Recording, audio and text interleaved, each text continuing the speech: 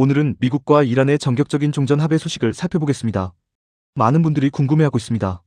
미국이 군사적으로 우위를 점하고 있었는데 왜 이렇게 빨리 합의했을까? 트럼프 대통령은 왜 서둘러 전쟁을 끝내려 했을까? 겉으로 보면 평화를 위한 결정처럼 보입니다. 하지만 경제와 금융시장 관점에서 보면 조금 다른 해석도 가능합니다. 특히 이번 합의 뒤에는 국제유가, 인플레이션, 그리고 연준의 금리 정책, 즉 FOMC가 중요한 변수로 작용했을 가능성이 있다는 분석이 나오고 있습니다. 오늘은 미국과 이란이 무엇에 합의했는지, 트럼프가 서둘러 종전에 나선 이유는 무엇인지, 그리고 투자자들은 앞으로 어떻게 대응해야 하는지 함께 알아보겠습니다. 먼저 이번 합의의 핵심 내용을 살펴보겠습니다. CNN과 로이터, 블룸버그 등 주요 외신 보도에 따르면 미국과 이란은 우선적으로 군사적 충돌을 중단하고 호르무즈 해협의 정상적인 통행을 보장하는 데 합의한 것으로 알려졌습니다. 또한 미국은 일부 제재 완화와 추가 협상을 위한 대화 채널을 유지하기로 했고, 이란 역시 해상 운송과 원유 수출 정상화에 협조하기로 했습니다. 물론 핵 문제와 제재 문제 등 모든 갈등이 해결된 것은 아닙니다. 하지만 시장이 중요하게 본 것은 단 하나였습니다. 바로 호르무즈 해협입니다. 왜 호르무즈 해협이 중요할까요? 세계 원유 수송량의 약 20%가 이곳을 통과합니다. 사우디아라비아, UAE, 쿠웨이트, 카타르 등 주요 산유국의 원유가 이 해협을 통해 전 세계로 공급됩니다. 그런데 최근 군사적 긴장으로 인해 이 해협이 사실상 봉쇄될 수 있다는 우려가 커졌고, 그 결과 국제유가는 급등했습니다. 실제로 블룸버그와 월스트리트 저널은 호르무즈 해협 리스크가 발생한 이후 국제 원유 시장이 극도로 불안정해졌다고 보도했습니다. 유가가 오르면 단순히 주유소 기름값만 오르는 것이 아닙니다. 전기요금이 오르고 물류비가 오르고 항공료가 오르고 결국 거의 모든 물건의 가격이 올라갑니다. 즉 유가 상승은 인플레이션으로 연결됩니다. 여기서 중요한 이야기가 나옵니다. 최근 발표된 미국 CPI와 PPI를 보면 시장 예상보다 높은 수준이 유지되고 있습니다. 특히 에너지 가격 상승이 물가 압력을 키우고 있다는 분석이 많습니다. CNBC와 로이터는 최근 인플레이션 우려가 다시 커지면서 연준의 금리 인하 기대가 약해지고 있다고 보도했습니다. 여러분도 기억하시겠지만 올해 초까지만 해도 시장은 연준이 금리를 인하할 것으로 기대했습니다. 하지만 유가가 급등하면 이야기가 달라집니다. 연준의 가장 중요한 목표는 물가 안정입니다.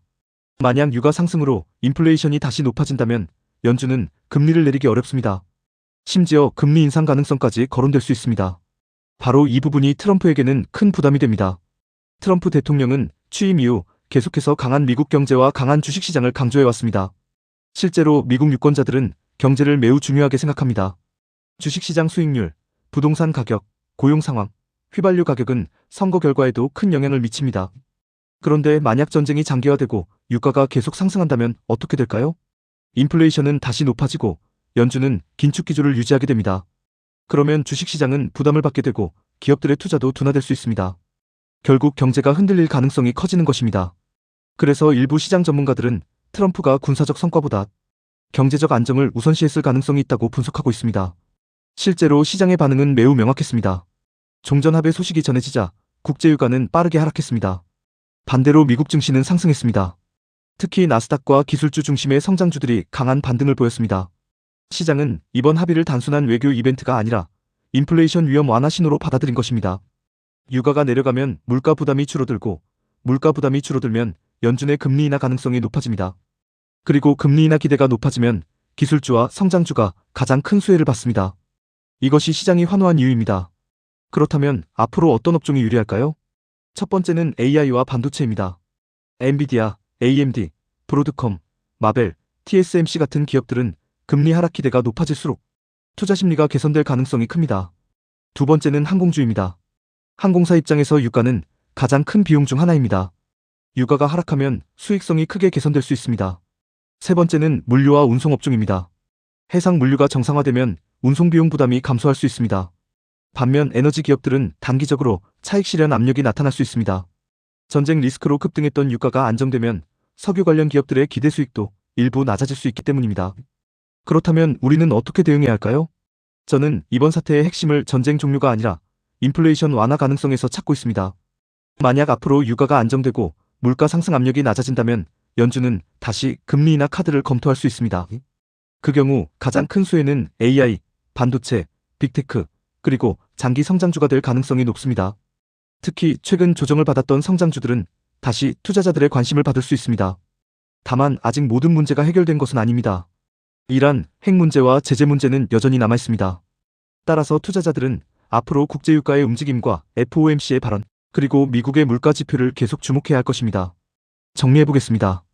이번 미국과 이란의 종전 합의는 단순히 외교적 사건이 아닙니다. 그 이면에는 국제유가, 인플레이션, FOMC, 그리고 미국 경제가 자리 잡고 있습니다. 트럼프 대통령은 전쟁의 확전보다 경제 안정을 선택했을 가능성이 높습니다. 왜냐하면 유가 상승은 인플레이션을 자극하고 인플레이션은 연준의 금리 정책을 바꾸며 결국 주식시장과 경제에 영향을 주기 때문입니다. 앞으로 시장은 호르무즈 해협이 얼마나 빠르게 정상화되는지, 국제유가가 어느 수준까지 안정되는지, 그리고 연준이 금리 인하로 방향을 전환할 수 있는지를 가장 중요하게 지켜보게 될 것입니다. 여러분은 이번 종전 합의의 진짜 이유가 무엇이라고 생각하시나요? 댓글로 의견 남겨주시고 영상이 도움이 되셨다면 좋아요와 구독 부탁드립니다. 감사합니다.